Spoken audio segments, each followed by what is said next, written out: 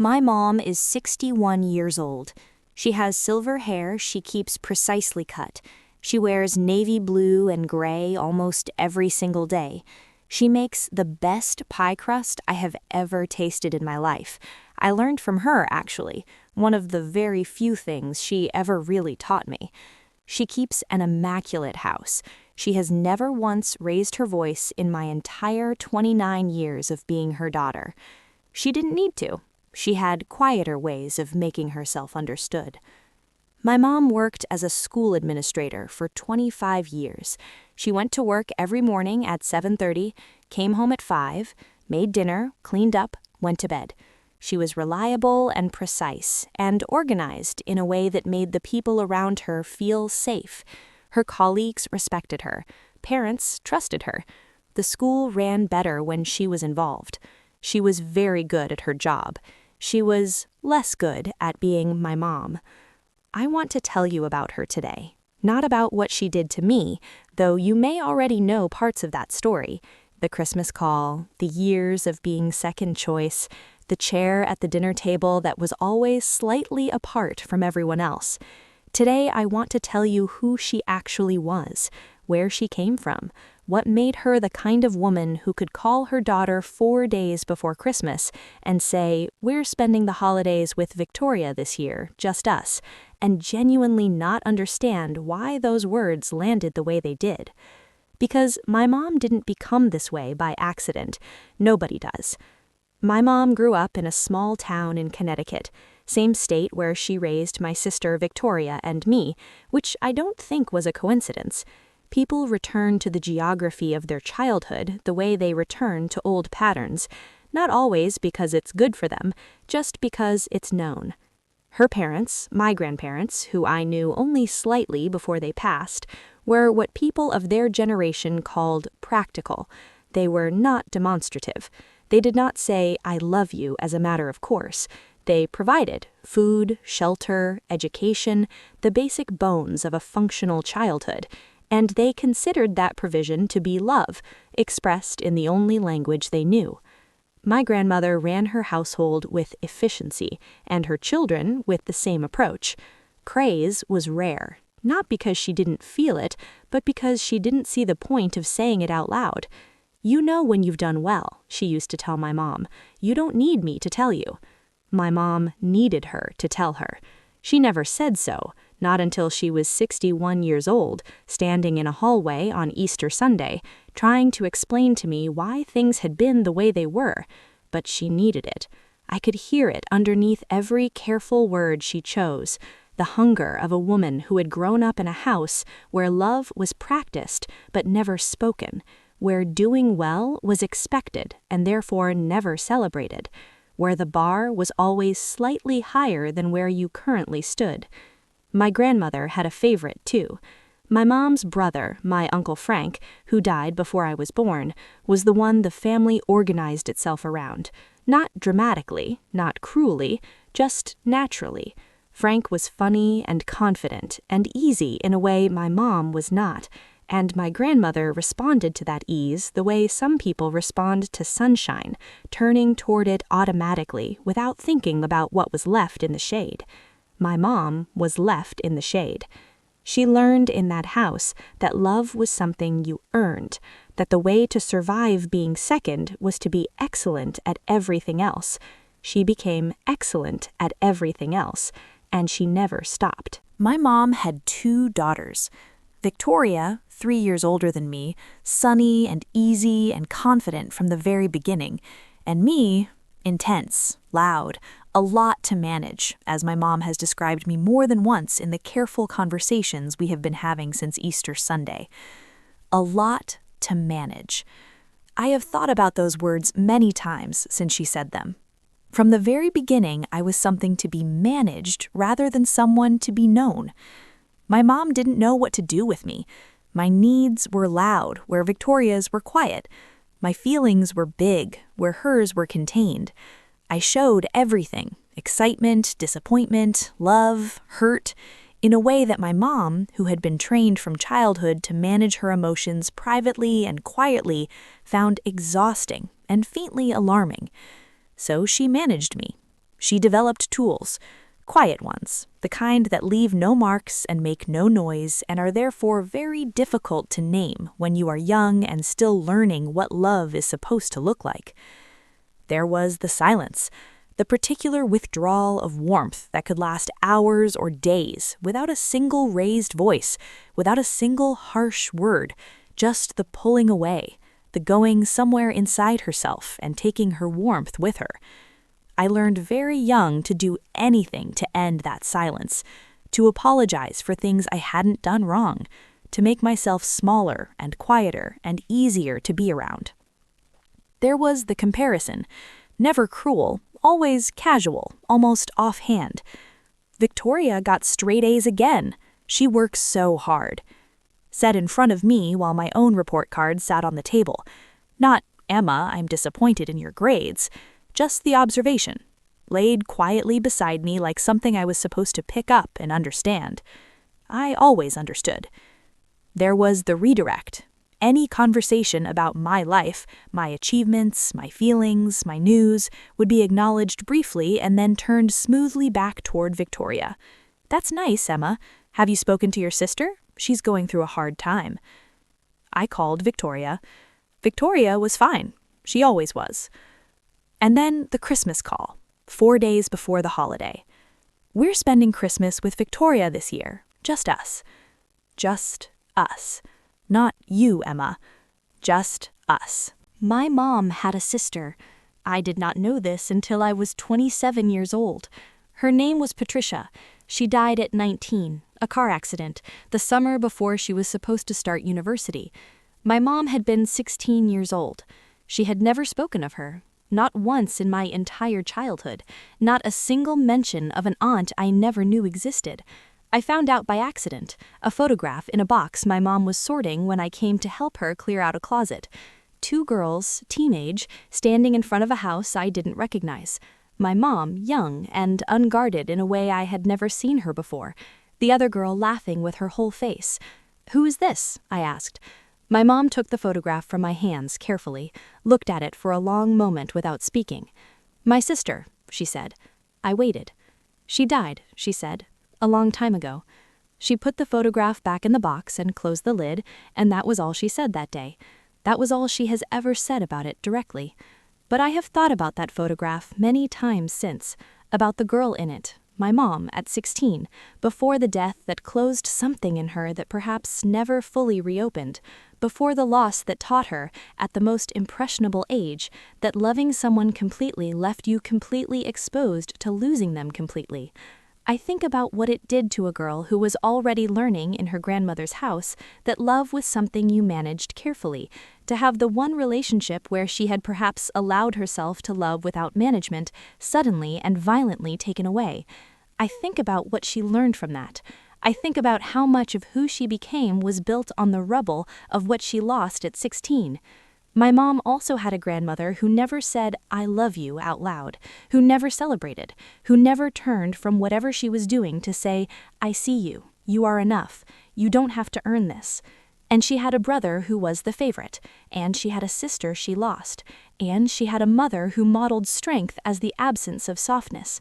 By the time she had daughters of her own, she had been shaped by all of that into someone who loved, genuinely, I believe, but could not always find the way to show it in the language her daughters needed. I am not offering this as an excuse. I want to be very clear about that. What happened to my mom does not excuse what happened to me. My pain is real regardless of its source. Her history does not cancel my experience or make the certificate in the drawer okay, or give me back the play my parents left at intermission. But it helps me understand, and understanding, I have found, slowly and imperfectly, is the beginning of something important. My mom woke up every morning at 6. Not because she had to, even in retirement, even when there was no school to get to and no schedule demanding her presence, she woke at 6. Habit, she would say if you asked. But I think it was more than habit. I think the early morning was the one time of day that belonged entirely to her, before my dad woke up, before the phone could ring, before the day began requiring things of her. She would make coffee, the same way every morning, precise and unhurried, and she would sit at the kitchen table with it and look out the window at whatever the morning was doing. I know this because I saw it once. I was home from college, 20 years old, staying for a weekend, and I came downstairs earlier than usual, unable to sleep. And there she was, sitting at the kitchen table in her robe with her coffee, looking out at the backyard in the early gray light. She didn't hear me on the stairs. I stood in the doorway and I watched her for a moment. This woman who was always so composed, always so organized, always so precisely herself, sitting alone in the early morning doing absolutely nothing at all. Her face was different, not cold, not managed, just open, quietly open the way faces are when nobody is watching. There was something in it I recognized but couldn't name at 20 years old, something I can name now very clearly. Loneliness. Not the dramatic loneliness of someone who has nobody, the quieter loneliness of someone who has people around them but has never quite learned how to let those people all the way in. She heard me then, a floorboard creaking under my foot, and turned, and her face did the thing it always did, the composing, the organizing, the returning to herself, and she said, "You're up early," in her normal, precise voice, and the moment closed like water over a stone. But I have thought about that moment many times since. My mom sitting alone in the early morning with her coffee and her open, unguarded face and her particular quiet loneliness. The woman underneath the administrator, underneath the precise voice and the navy blue and the immaculate house. Just a woman, sitting with her coffee, looking out at the morning, needing something she didn't know how to ask for. She cooked dinner every night. Not because she loved cooking, I don't think she did particularly, but because it was something she could do that was useful and necessary and within her control. She was very good at control. The dinners were always good, balanced, nutritious, made from scratch. She took a quiet pride in them, not the warm pride of someone who cooked with love, but the steadier pride of someone who did things well because doing things well was how she understood her own value. I used to sit at the kitchen table while she cooked, doing homework mostly, and I would watch her move around the kitchen and wish in the wordless way of children who don't yet have language for what they want, that she would turn around and just talk to me. Not about dinner, not about school, just talk. The way Margaret talks, filling the kitchen with warmth and words and the particular comfort of someone who finds your presence genuinely enjoyable. My mom cooked with her back to me. Occasionally, she would ask something. How was school? Did you finish your homework? Did you call Victoria? The questions of a woman going through the motions of connection without quite knowing how to make the connection real. I always answered. I always hoped the answer would lead somewhere. It rarely did. There was one evening, I was 14 years old, this memory comes back to me more than almost any other, when something different happened. I had had a terrible day, the specific terrible day of a 14-year-old girl, social, complicated, the kind of hurt that feels enormous when you are 14 and is still real even when you are older and know better. I came home and sat at the kitchen table and I was crying before I could stop myself. My mom turned from the stove. She looked at me for a moment. Something moved across her face. Not the composing, not the organizing, not the management. Something more instinctive than that. Something maternal and immediate and real. She crossed the kitchen. She sat down beside me. She put her hand over mine on the table. She didn't say anything for a moment, just sat there with her hand over mine, which was not part of our established language, which surprised me so completely that I almost stopped crying just from the shock of it. "What happened?" she said, quietly, without the precise, managed tone. I told her. Everything. The whole terrible 14-year-old thing. All of it. More than I had told her about anything before or since. She listened, the whole way through, without redirecting, without offering solutions, without making it manageable. Just listened. When I finished, she was quiet for a moment. "That sounds really hard," she said. 5 words, possibly the most direct acknowledgement of my pain she had ever given me. I looked at her. "Yeah," I said, "it was." She squeezed my hand, once, briefly, and then she got up and went back to the stove. But she had come, she had sat down, she had put her hand over mine and listened and said, "That sounds really hard," like she meant it. I went to bed that night and I thought, the almost again, always the almost.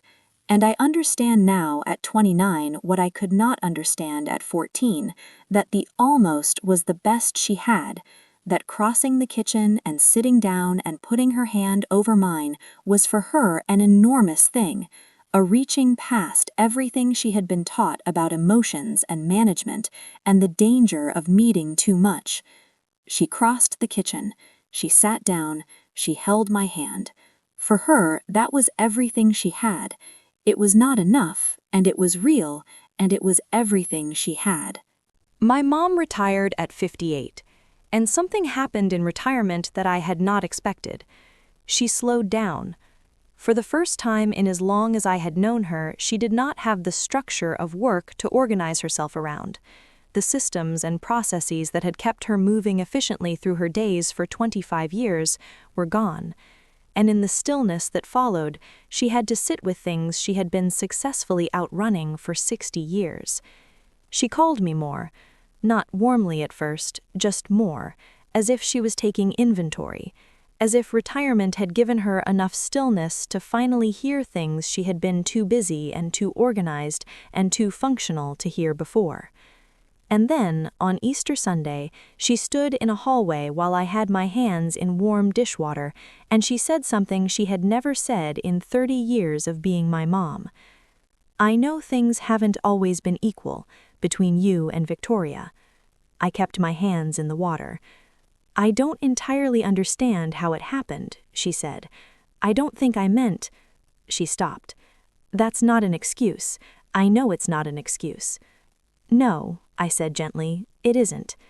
She looked at me, really looked, the way she had not looked at me in a very long time, if she ever had, like I was someone worth the full attention of her actual eyes.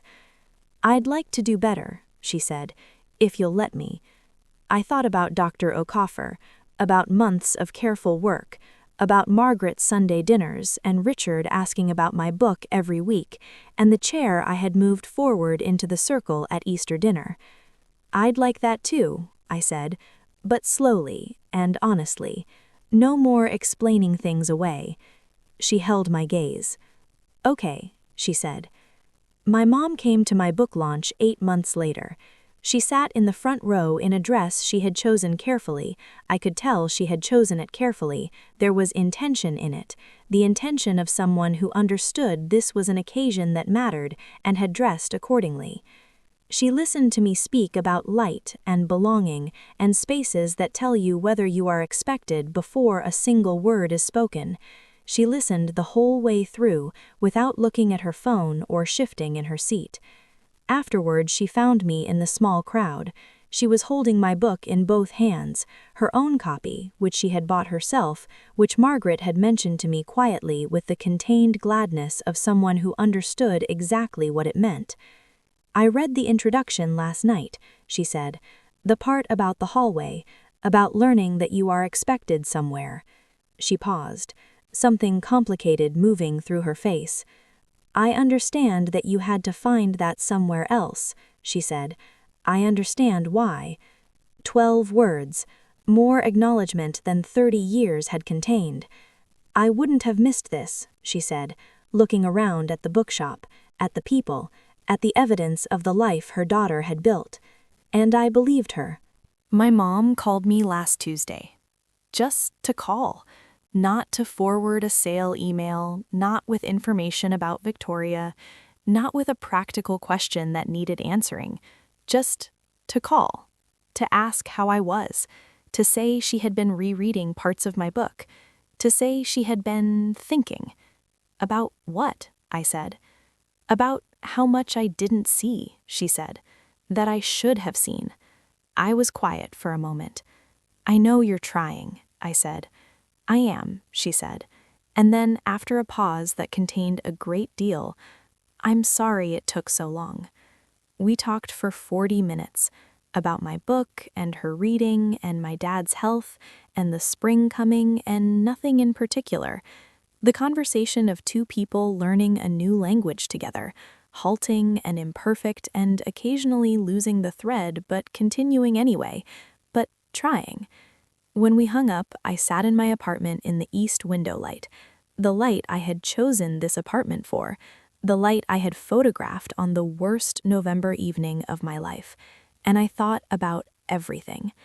I thought about the 9-year-old girl at the kitchen table, the soup afternoon, my mom turning from the stove and looking at me, really looking, with that open, warm, involuntary expression I had seen her give Victoria 100 times, and for one moment giving it to me, and then something closing, the door swinging almost open and being caught before it complete the movement.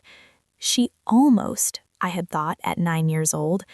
She almost, I had thought at 14 with my hand under hers on the kitchen table.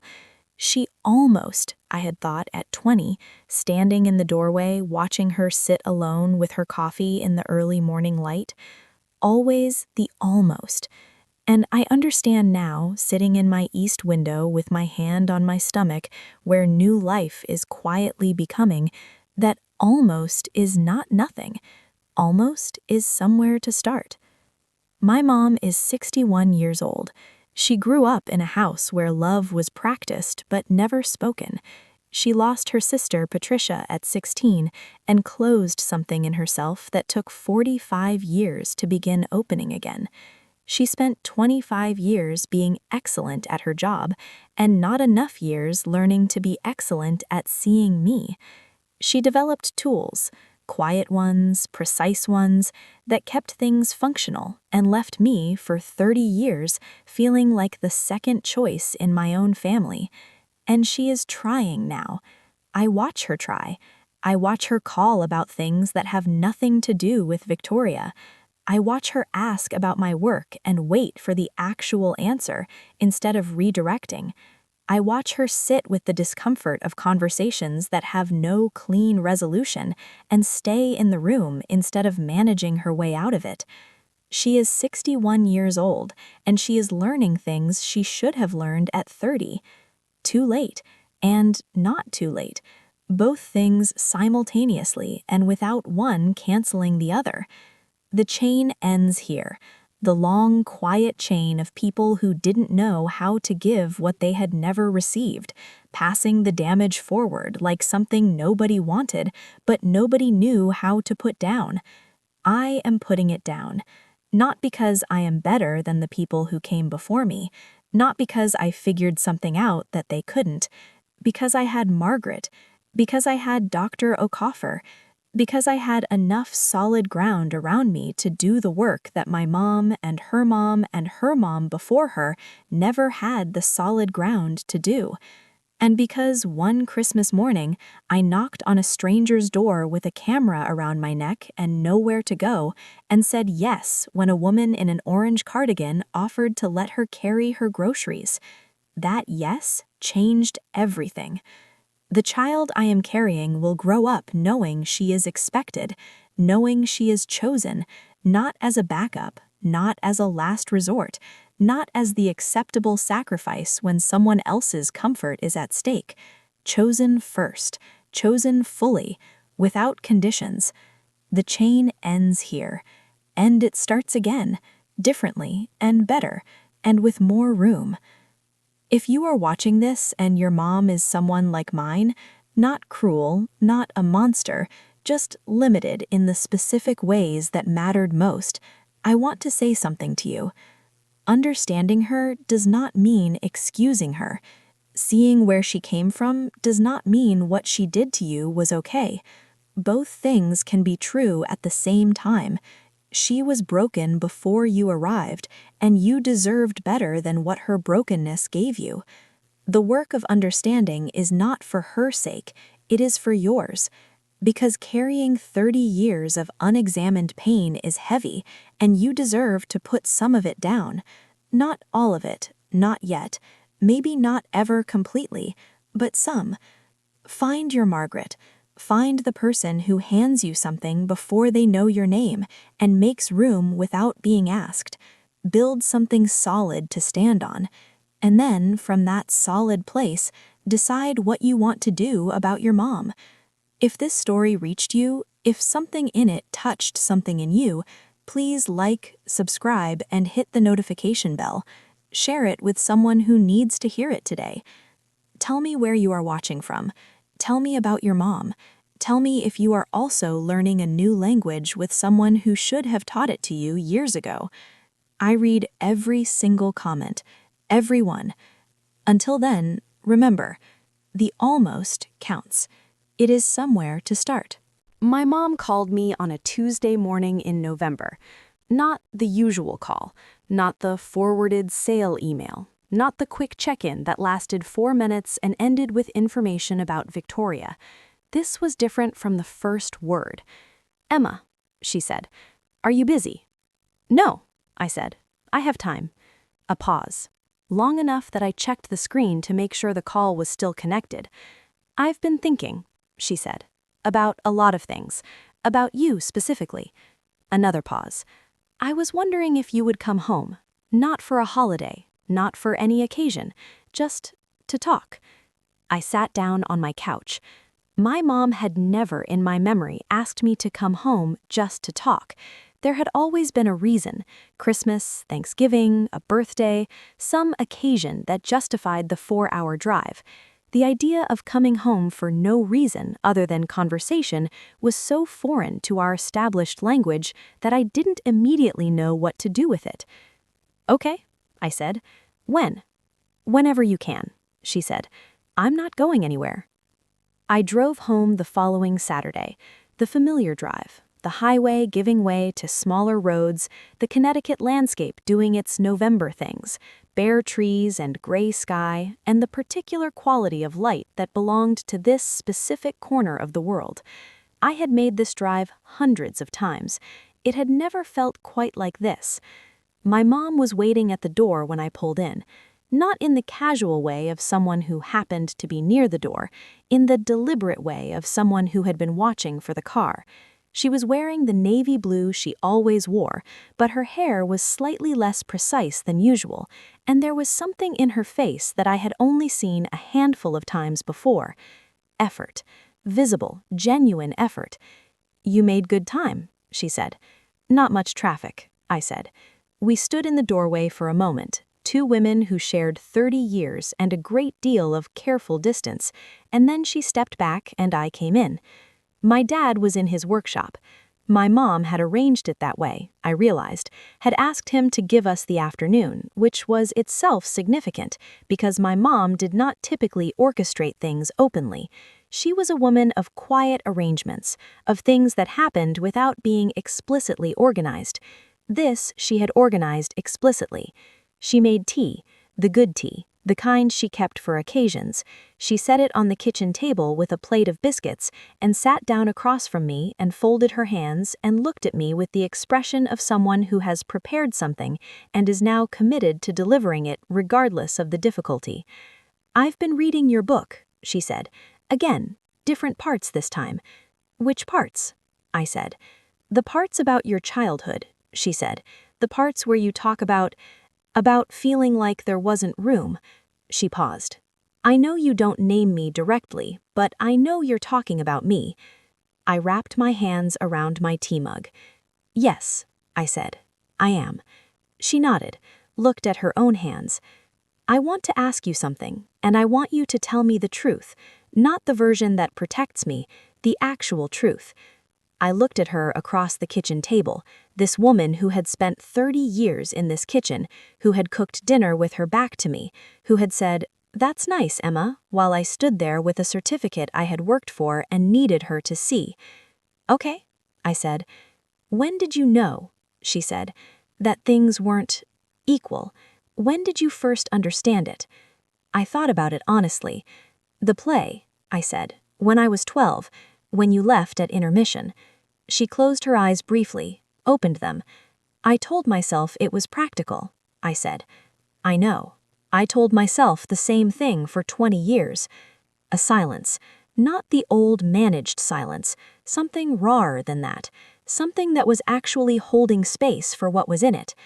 "Tell me more," she said. "Tell me what it was like." So I told her. Not carefully, not in the edited version I had always given when the subject came close, the version with the sharp edges filed down, the version designed to be receivable. I told her the actual version, the certificate in the drawer, the call from the subway platform, the Christmas call, the 30 years of explaining things away until I couldn't explain them away anymore. She listened, the whole way through, without redirecting, without defending, without the precise, managed composure I had watched her maintain my entire life. She just listened. When I finished, she was quiet for a long moment. Her tea had gone cold. The biscuits were untouched. "I didn't know it was that much," she said, finally. Not a defense, just the truth of someone confronting a full accounting for the first time. "I know you didn't," I said. "That's not an excuse," she said quickly. "No, it isn't, but it's true." She looked at me across the table. "I'm sorry, Emma," she said, clean and direct and unambiguous, "for all of it. For the play and the certificate and the Christmas call and the 30 years of making you feel like you had to earn something that should have just been yours." I pressed my hand flat on the table. "Thank you," I said.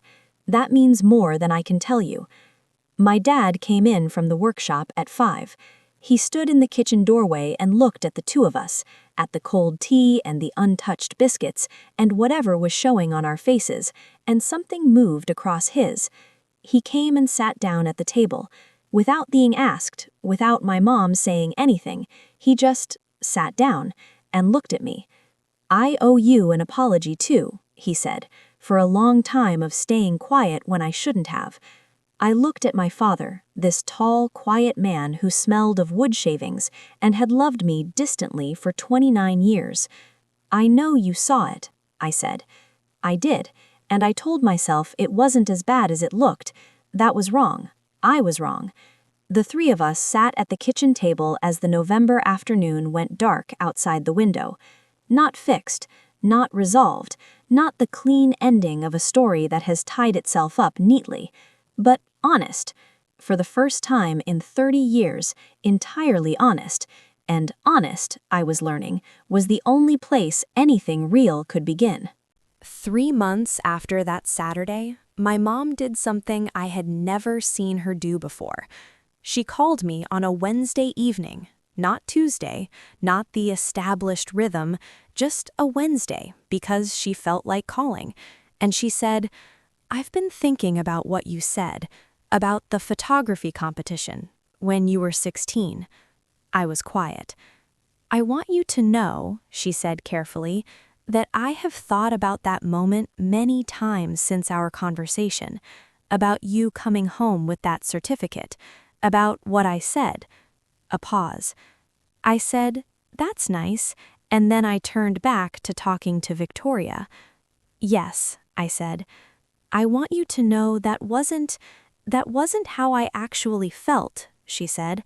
"I was proud of you. I remember being proud of you. I just didn't—" She stopped. "I didn't know how to say it. My own mother never said it, and I didn't know how to find the words." I sat in my east window with the phone pressed to my ear. "I know, Mom," I said softly. "I should have said it anyway," she said. "I should have learned how." The changes were small at first. That is the thing about real change. It doesn't arrive dramatically, all at once, in a single transforming moment. It arrives in small increments, in Tuesday calls that become Wednesday calls, that become calls on no particular day just because she wanted to hear my voice, in questions about my work that wait for the actual answer, in the absence of redirects. She started asking about Margaret, not with jealousy. I had braced for jealousy, and it didn't come. With something more complicated and more interesting than jealousy. a kind of genuine curiosity about the woman who had given her daughter what she hadn't been able to give herself. "What is she like?" she asked one evening. I thought about how to answer. "She's direct," I said. "She says true things without making them soft first. She makes too much food on purpose. She hands you things before she knows your name." A silence on my mom's end. "She sounds like someone who knows how to love people," she said quietly. "Yes," I said, "she does." Another silence. "I'm glad you found her," my mom said. I pressed my fingers to my eyes. "Me too," I said. "She came to New York in February. Just her, not my dad, not Victoria, just my mom on a train from Connecticut with a small bag and the careful expression of someone who has decided to do something brave and is committed to following through. I met her at Penn Station. We stood on the platform in the February crowd and looked at each other for a moment. Two women who had 30 years of complicated history and were standing in a train station on a Wednesday trying something new. "Hi, Mom," I said. "Hi, Emma," she said. I took her bag. We walked out into the February city together. I took her to Rosie's for lunch, the diner on Delancey Street, the one where I had eaten Thanksgiving dinner alone the year everything changed, the one where Pete made real turkey and Sophia brought cake and my life began its slow reconstruction. My mom sat in the booth across from me and looked around at the warm, cluttered diner with its neon sign and its laminated menus and its thick ceramic coffee mugs. "You like it here," she said. Not a question, an observation. The beginning, I thought, of her learning to read me. "Yes," I said. "This place matters to me." "Tell me why," she said. So I told her. About the Thanksgiving, the green dress, the nowhere to go, the 6 blocks and the warm cider and the soup that got refilled without asking. She listened the whole way through, her coffee going slightly cold, her eyes not leaving my face. When she finished, she reached across the table and put her hand over mine, the way she had in the kitchen when I was 14, the gesture that was everything she had. "I'm sorry you had to find your family in a diner. I'm sorry that's what it took." I turned my palm up and held her hand. "I'm not anymore." She looked at me. "Because of what you found?" she asked. "Because of everything it taught me," I said, "about what I actually needed, about what love actually looks like." She squeezed my hand. Pete appeared with the coffee pot and refilled our mugs without asking, the way he always did, the way he had done since a November evening 2 years ago, and my mom watched him do it, and something moved across her face. "That," her expression said, "that is what you meant." "Yes," I said, though she hadn't spoken. She looked at me. "I'm learning," she said. "I know, I can see it." My mom is 61 years old. She is learning, at 61, things she should have learned at 30. She is making calls on Wednesdays for no reason. She is asking questions and waiting for the actual answers. She is sitting with discomfort instead of managing it away. She is, slowly and imperfectly and with visible effort, becoming someone who knows how to say the true thing instead of the practical thing. It is not enough to undo 30 years. Nothing is enough to undo 30 years, but it is real and it is happening now. And I have learned, sitting in my east window with my hand on my stomach, where new life is quietly becoming, that now is the only place anything can actually happen. The child I am carrying will know her grandmother. Not the grandmother I wished I had growing up. I cannot give her that grandmother. That version does not exist. But this one, the one who is learning, the one who takes trains to New York on Wednesdays and sits in diners and puts her hand over yours and says, "I'm learning," like she means it. Because she does mean it, and meaning it, I have decided, is enough to work with. The almost counts. It always did. It is, and has always been, somewhere to start.